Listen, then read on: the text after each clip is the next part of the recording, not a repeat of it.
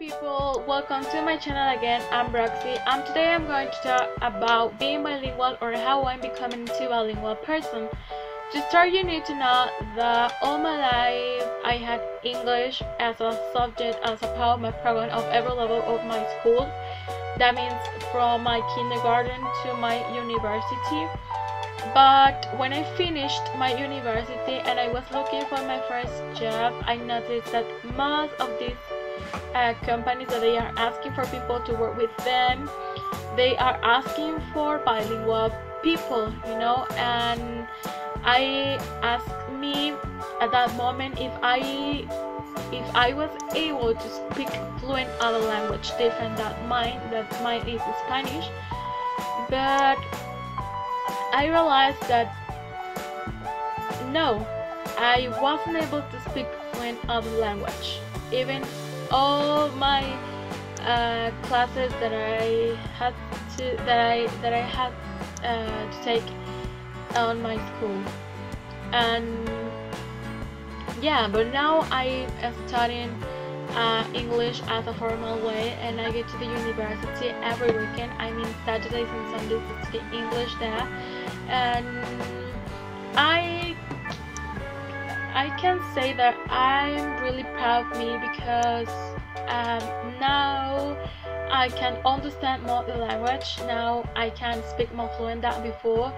Now I can understand what I read, or I can understand what people are saying.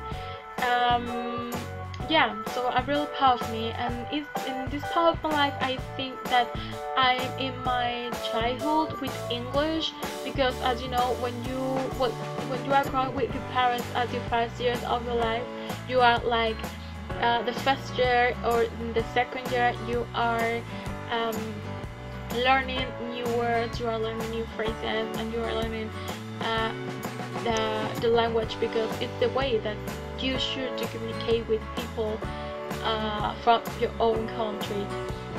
So really I feel like, oh my god, 2 years studying English is amazing.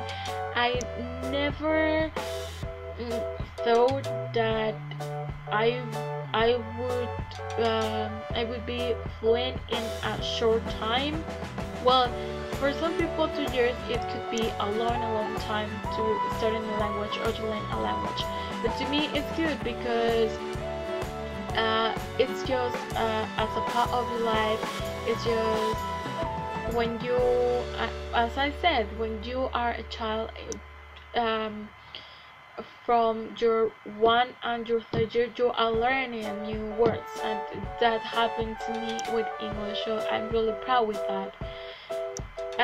Other thing that happened to me is that sometimes it's really hard to try to speak English with my family, because not all my family speak English. I mean, my family who live here in Mexico, they don't speak they don't speak English, sorry. So it's so hard sometimes when I try to say something in English, and yeah, but it's just part of every life.